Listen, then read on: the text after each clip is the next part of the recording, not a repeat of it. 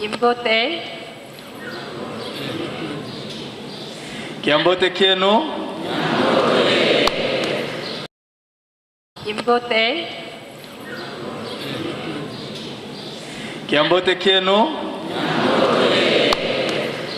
I am very happy to Imbote. Kiambote kienu. I am very happy to hear today. Nazana esengo makasi depuis mokolo ya lobi. I want to say, Papa Simon Kimbangu, praise the Lord. Nalingi naloba ete Papa Simon Kimbangu Nzambe azwa lokumu.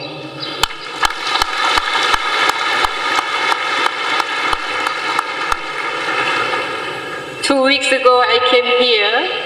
Ça fait quelques semaines nazalaki awa. I have no idea church is so big.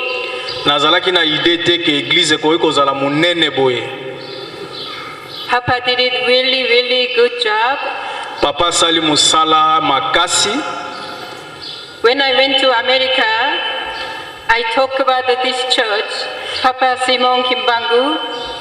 Everybody so shocked. Tangu nazongaki na mboka ya États-Unis d'Amérique, na beti lisolo ya Papa Simon Kimbangu na église na ngai, batu nyonso bakamwe ndenge nini nakomaki na esika oyo. Every world of people know him.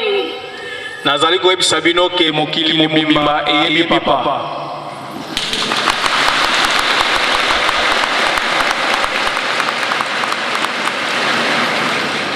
I come to Congo, many politicians, so many business people. I speak about him. He's the number one church papa.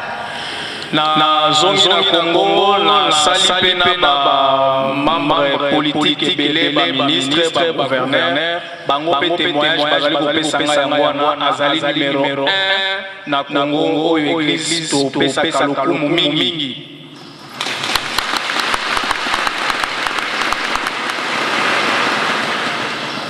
I will continue Korea, America, all over the world, especially Papa Simon Kimbangu. Praise the Lord. Everyone know to him and continue church will fire going on. Na continue kopesa témoignage na ngai ezala na Corée ezala na États-Unis d'Amérique mokili mobimba ke Nzambe azali malamu na kombo ya Papa Simon Kimbangu Kiangani.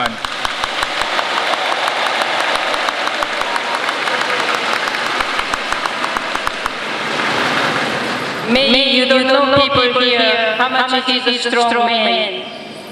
Boko comprendre te bino bozali awa lolenge bozali makasi. I get up in the morning, I pray for him, I sing him, I speak to him. Na yebisi ke chaque tongo na mona papa na solola na ye na mona kaye.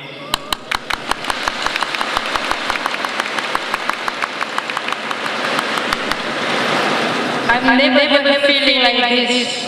Na tikala ko sentir boyete. Every day my heart is loving him, touching him. I want to learn from him. We will continue to develop all Congo people. Uta na yawa na zali ko comprendre te depuis na zonga motema na ngai etikala awa na continuer ko linga papa. Otala na ye ko zala na ye tango nyonso.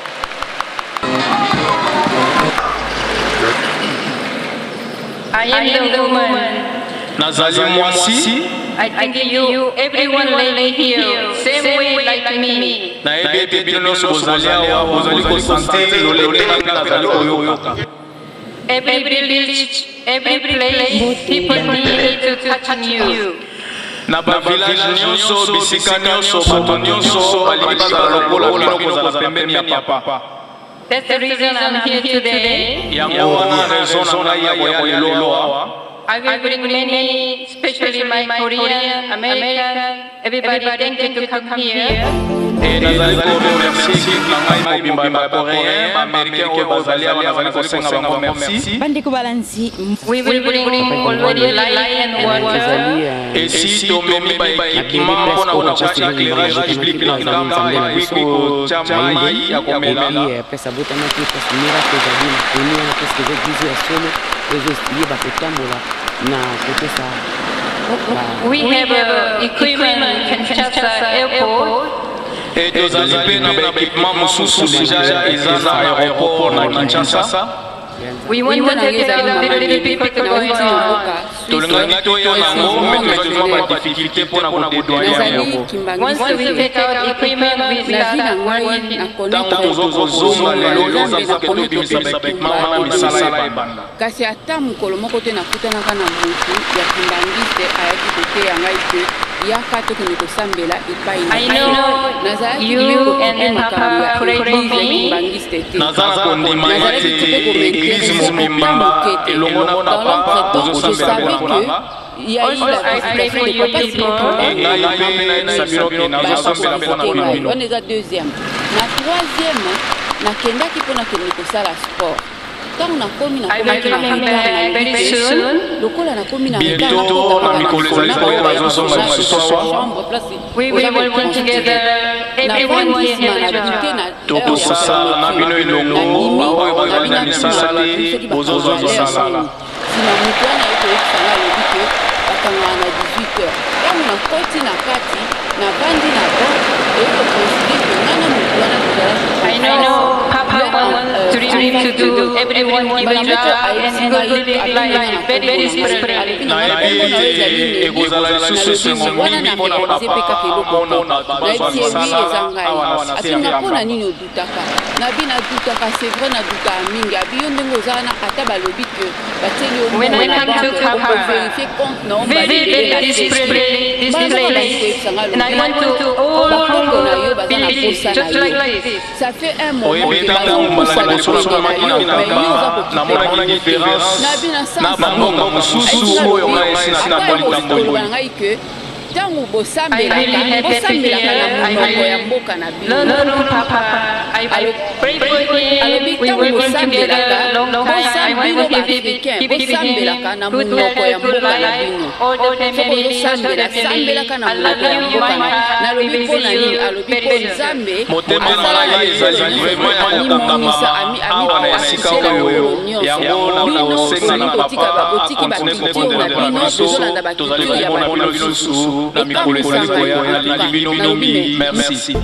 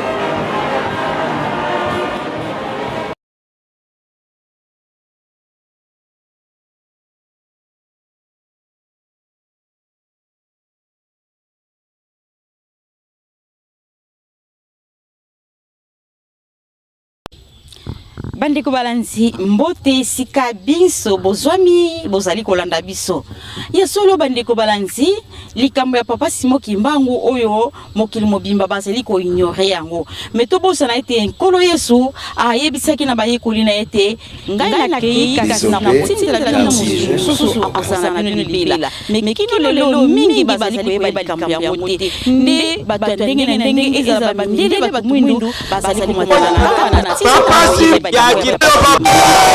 na papa Simon Kimbangu nzambe molimo mosantu o bato mingi bazakozela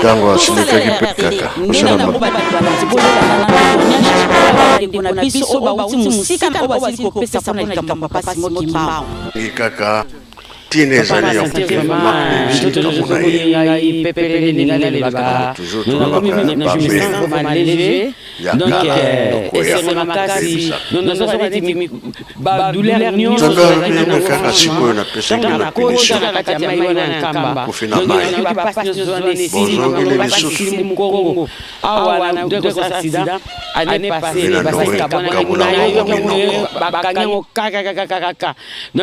donc en tout cas Nzamba zawa asala biso vraiment grâce que et pas biso africain donc vraiment na komisi su Nzambe esengo na comprendre komona que molimo na ye e bendi biso to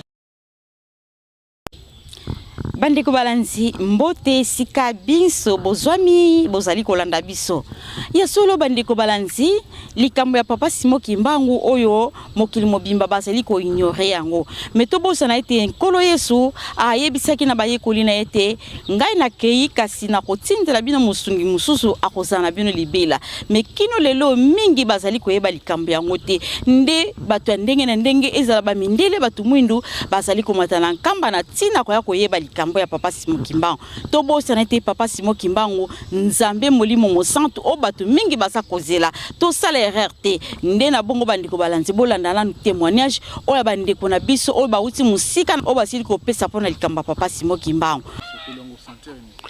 Papa na santé vraiment nzoto nous komi ngai pepele ne lingale le baka je me sens vraiment léger donc esengo makasi donc nazoka neti ba douleur nyonso nazaki nango franchement tant na kotika na kati ya mai wana nkamba donc na ki ba passe nyonso wana sili makolo passe sili mu Congo awa na ndeko sa accident année passée bassin carbone qui na yo kango ba kanyango kaka donc en tout cas Nzamba zawa asala biso vraiment grâce que et pas biso africain donc vraiment na komisi su Nzambe esengo na comprendre komona que molimo na ye e bendi biso to ko koma na mabele na terre promise na mabele ya bakoko na biso mabe biloko musu to lia ta musu ko zaki esala ki mo ba dégâts na kati na biso spirituellement po ezaka lokola ba caméra na bango batiaka na minute na yebi ke ba caméra nyonso epanzani l'air na meli maye et psychologue na kotaki na mai nde na bi oyo nyonso to etangami molimo ya blocage ezala molimo ya malédiction ezala molimo ya mauvaise parole malédiction ouais c'est ça mais disons c'est tout etikali kuna ya mai nde na aboye na kamati oyo nyonso to ya malamu na kenango.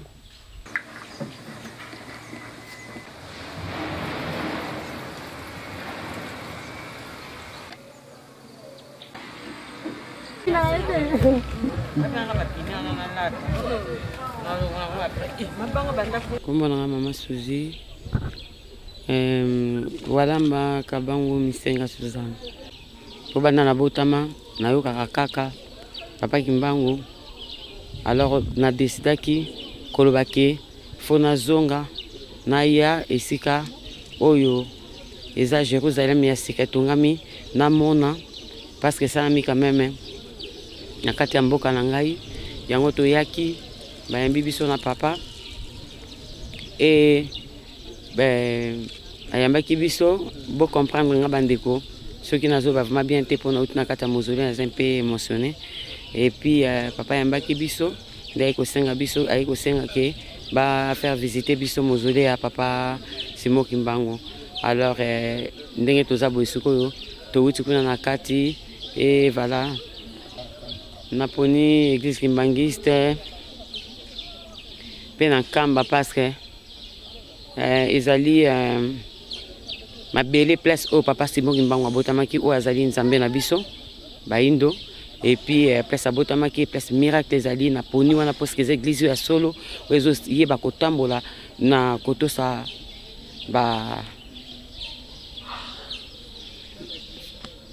ça me manque de mots kotambola na koyeba kotosa maloba ya Nzambe. Kombo nanga ezali mama Nelly nauti na mboka Suisse précisément na Genève nazali kimbangiste te na vie na ngai na connaître bolingo ya Nzambe na connaître pe bitumba ebele kasi ata mokolo moko te nakutanaka na mutu ya kimbangiste ayaki koteya ngai ke yaka tokende kosambela epai na biso.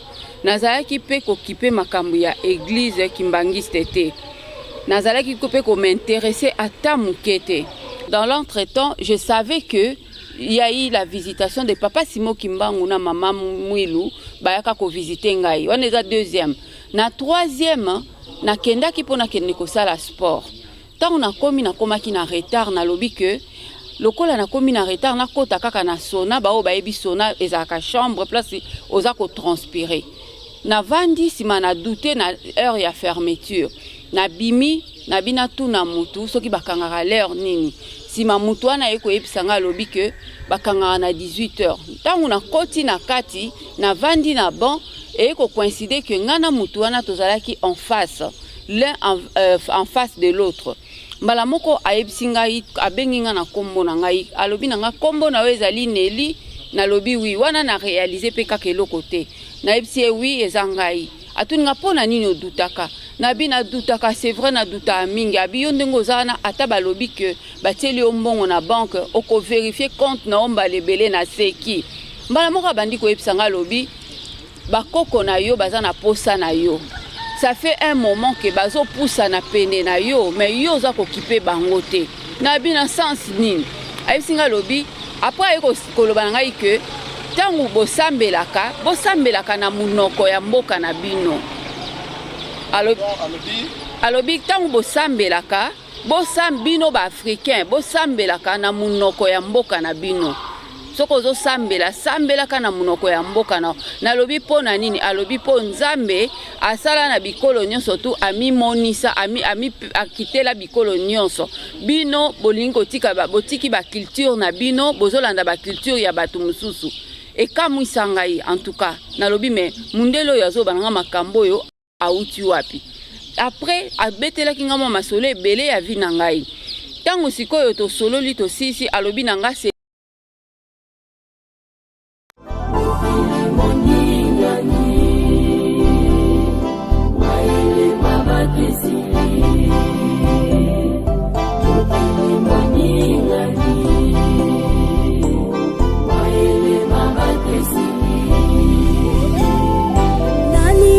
Kiko pesa kimya kijali kipangute akolongo la maele ya mabebu kondenai ekobana akolongo la maele ya mabebu kondenai ekobana na komba tata mwana pe tata Molimo Santo.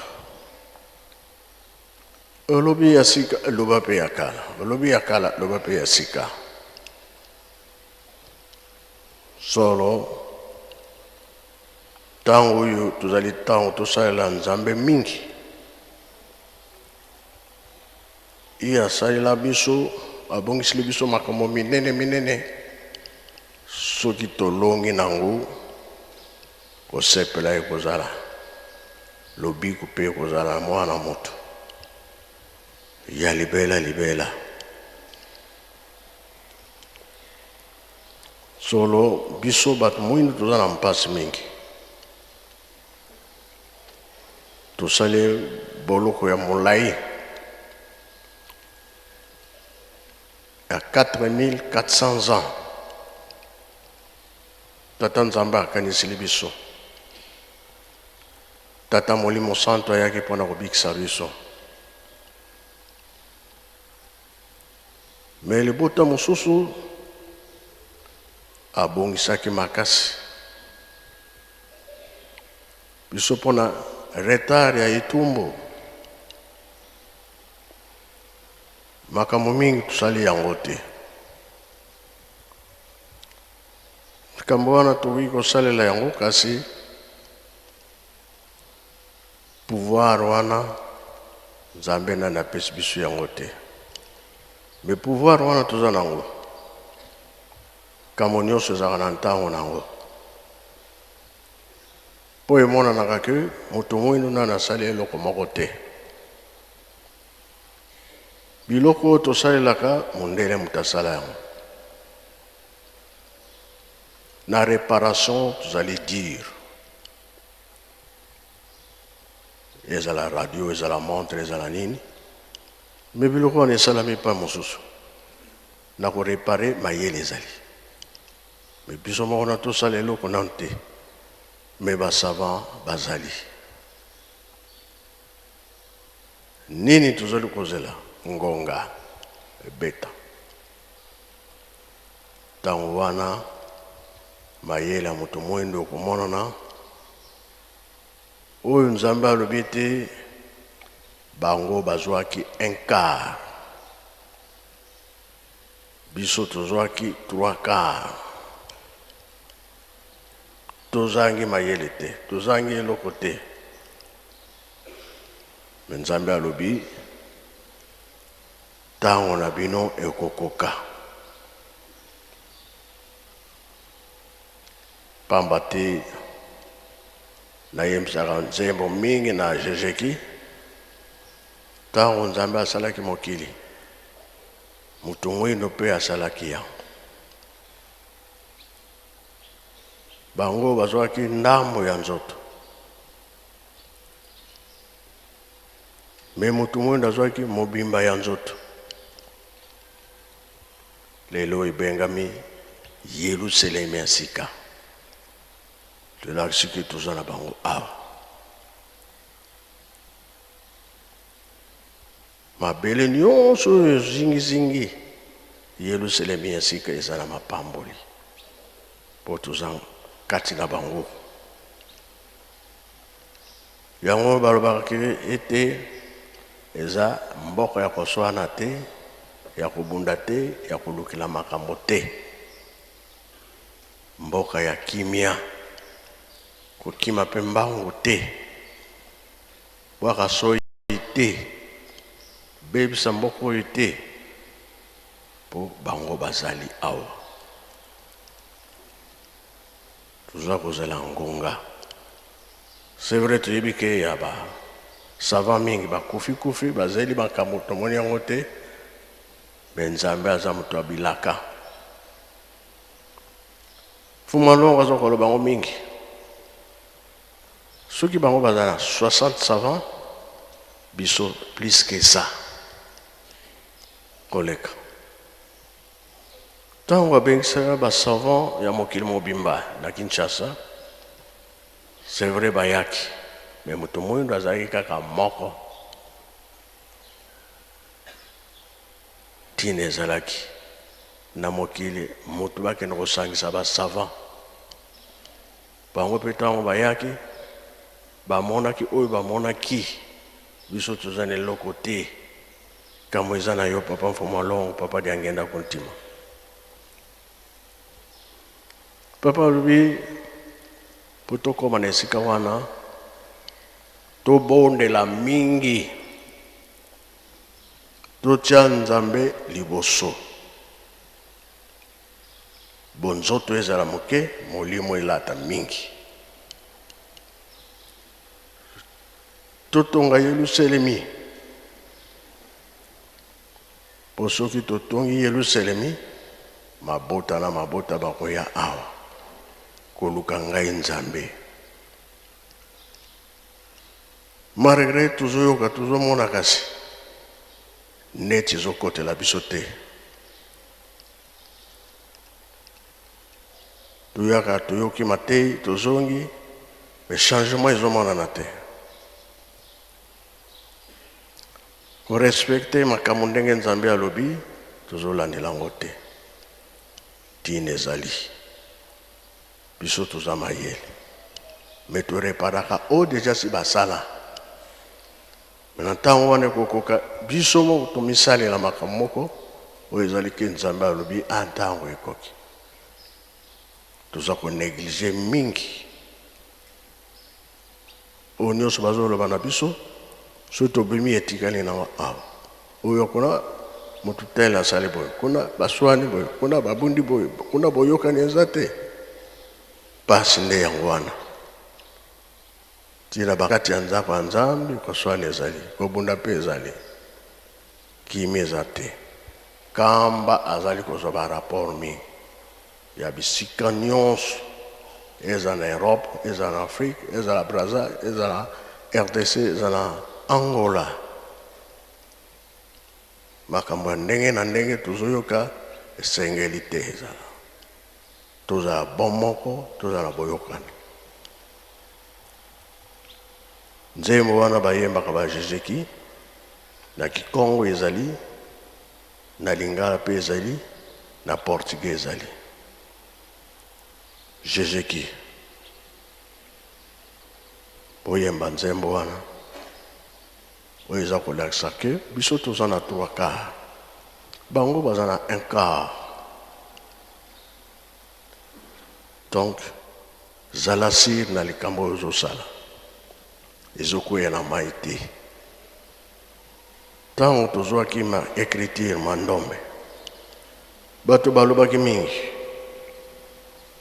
me likambo yango esalamaki ebandaki na 21 yayaki na makambo nyonso.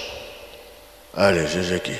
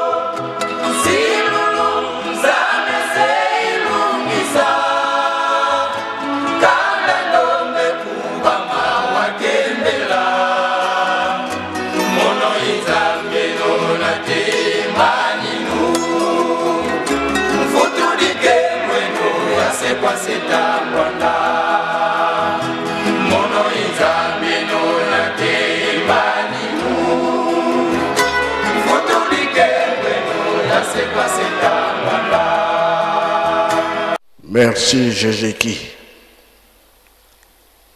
Likambo eyokani na matoi. Programme ya Tata Nzambe. Alingia kokisa bilaka na ye. Kiteni moko na misato. Wapeliki. Papa Mfumolongo, Papa Dangenda. Wana na tiki biso te. Alobi ba telefone kozala na mokili. Même ozana zamba, même za ne sobe distance ni nozali. Bengani bo sololi. Na 59 mama moyo la tiki biso. Kamba mboka. Tonangomi Kinsuka. Message fait comment? Na Papa Mfumolongo na Kinshasa, Papa Dangenda.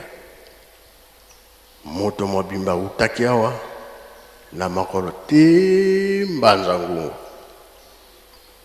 Onande abengi kisantu batindi na Papa Mfumolongo mama moyelu azali susute. Dans la distance na makolo. Nzela o Tata Kimbangu akendelaki kolongwa awa ti Mbanza Ngungu 40 km tosali yango te pengi papa wana elongwe toyezwa bafoni wana elongwe lelo yo biso moko tozomona tozobenga na meme oza wapi minute moto alobaki yango liboso papa Mfuma Longo meme oza na bilanga babengi oyemba tala Nzambe makambo na ye kasi biso kilo mpona kosambela kilo ya kosalela Nzambe ya kilo ya ore ye abongisi biso kozwila ngo ndenge nini soki tosaleli ye te